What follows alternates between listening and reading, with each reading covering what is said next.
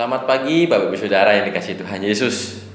Pada kesempatan pagi hari ini kembali saya rindu menyampaikan renungan untuk menu sarapan kita pagi hari ini. Pada kesempatan pagi hari ini saya ingin berbicara tentang sikap hati. Ini yang saya rindu ingin bagikan Bapak Ibu Saudara.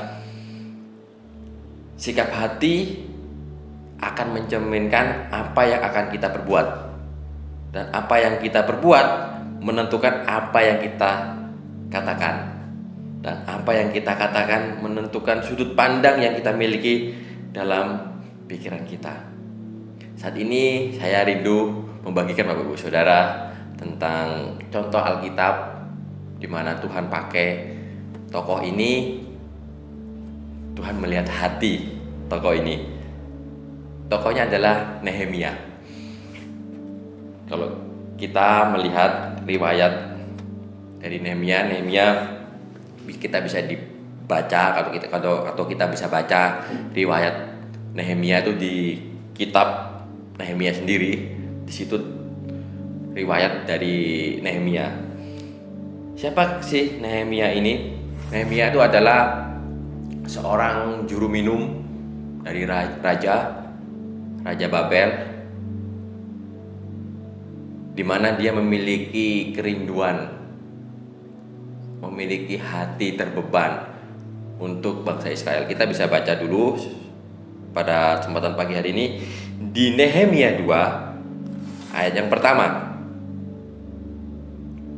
Nehemia 2 ayat yang pertama, pada bulan Nisan tahun ke-20 pemerintahan Raja Artasasta, ketika menjadi tugasku untuk menyediakan anggur, aku mengangkat anggur dan menyampaikan kepada raja karena aku kelihatan sedih dan memang belum pernah terjadi di hadapan raja.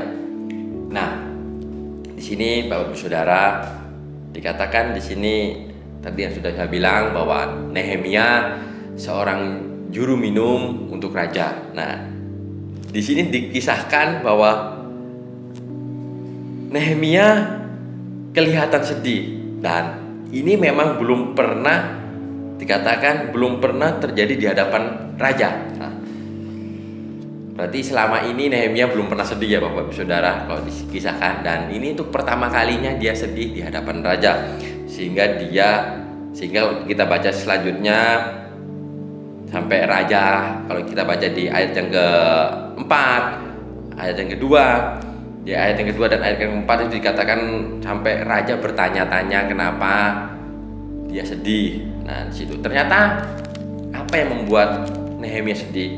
Kita baca di Nehemia 1 ayat 2 dan ayat yang keempat.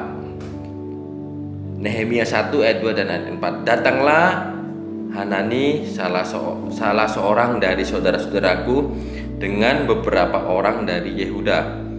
Aku menanyakan mereka tentang orang-orang Yahudi yang terluput, yang terhindar dari penawanan, dan tentang Yerusalem. Ayat yang keempat. Ketika aku dengar berita ini, duduklah aku menangis dan berkabung selama beberapa hari. Aku berpuasa dan berdoa kehadirat Allah semesta langit.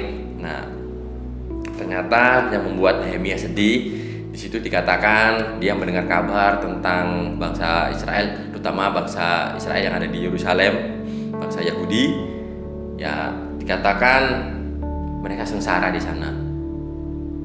Mereka tidak bebas karena dikatakan tembok Yerusalem di situ runtuh. Jadi tidak ada perlindungan di sana. Jadi bangsa-bangsa tetangga ataupun bangsa-bangsa yang ingin menyerang bebas, sehingga mereka tidak bisa leluasa.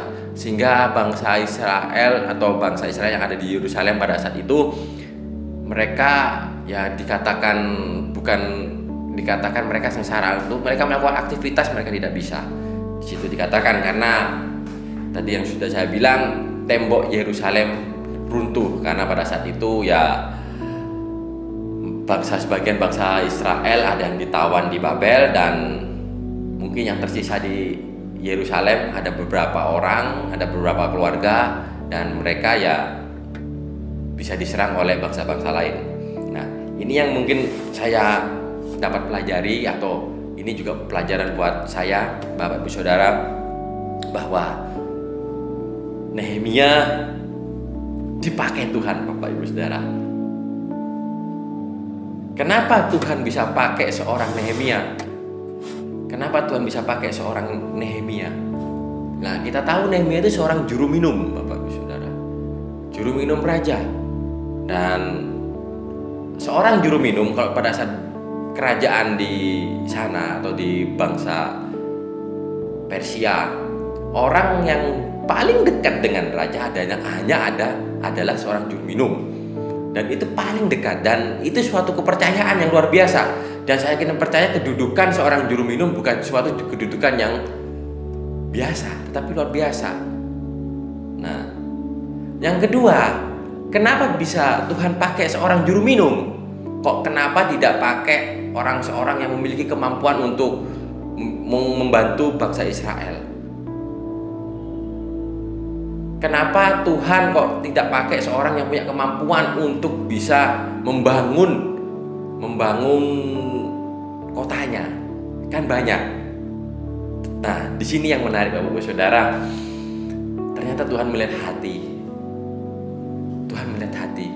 Nehemia memberi hati terbeban. Tadi di situ dikatakan di Nehemia 1 ayat keempat, dia sampai berpuasa. Dia rindu, ada kerinduan dalam hatinya untuk membangun kembali tembok Yerusalem. Tembok Yerusalem. Dia ada beban buat bangsanya. Kalau secara logika kan dia sudah enak posisinya, Bapak Ibu Saudara. Dia kalau tidak mikirin saudara-saudara atau mikirin bangsa Israel, dia bebas. Tetapi dia memiliki hati itu. Ini yang Tuhan mau. Ini yang Tuhan cari, orang-orang seperti ini. Dari hal ini saya dapat pelajaran, Bapak Saudara.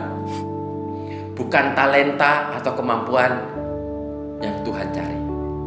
Atau intinya gini, talenta dan kemampuan itu nomor 2. Hati yang Tuhan mau. Hati yang Tuhan mau. Hati terbeban, hati yang siap untuk dipakai. Bapak Ibu Saudara, kalau kita melihat kisahnya selanjutnya, Bapak Saudara bisa baca di situ. Akhirnya Nehemia diizinkan oleh Raja Artasasta untuk membangun tempat kelahirannya, untuk membangun temboknya. Bahkan ya raja membantu di sini. Ini yang luar biasa. Jalan Tuhan itu luar biasa. Kalau Tuhan melihat hati seseorang untuk terbeban, saya yakin dan percaya halangan, rintangan apapun Tuhan akan lalukan. Bahkan yang aslinya seorang Nehemia atau seorang juru minum, Tuhan mampukan untuk bisa membangun tembok Yerusalem. Dia tidak punya keahlian seorang teknisi, seorang pembangunan, tetapi dia mampu memimpin untuk bisa membangun yang namanya tembok. Akhirnya tembok itu bisa berdiri dengan waktu yang singkat, tidak terlalu lama. Kalau kita baca di situ nanti. Ini Bapak Ibu Saudara yang dapat saya pelajari.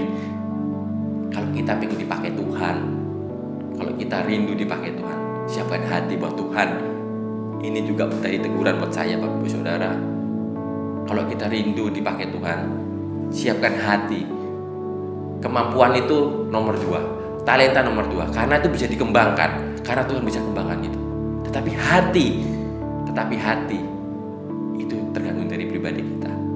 Pagi ini Bapak Ibu Saudara, biar kita memiliki hati yang terbuka untuk Tuhan. Apa yang Tuhan mau buat kehidupan kita, kita serahkan sama Tuhan. Tuhan Yesus akan membantu kita, akan membuka jalan. Kemampuan itu Tuhan akan berikan, akan memampukan. Tapi yang penting hati. Kalau kita menyerahkan hati kita sama Tuhan, Tuhan akan nyatakan kuasa. Seperti tadi Nehemia, dia seorang juru minum, tetapi dia tidak memiliki kemampuan apapun, Tapi kalau memiliki hati, Tuhan akan mampukan, bahkan Raja membantu di situ dan membuka jalan semuanya. Bahkan rintangan-rintangan apapun bisa dihadapi. Inilah Bapak Ibu Saudara pagi ini yang bisa saya bagikan. Saya kira percaya kalau kita memiliki hati dan kita serahkan sama Tuhan, Tuhan akan mampukan untuk kita melakukan semuanya dan kita bisa dipakai Tuhan luar biasa. Inilah menjadi renungan pagi ini. Biar Tuhan yang memberkati kita pagi hari ini. Terima kasih, Tuhan Yesus memberkati.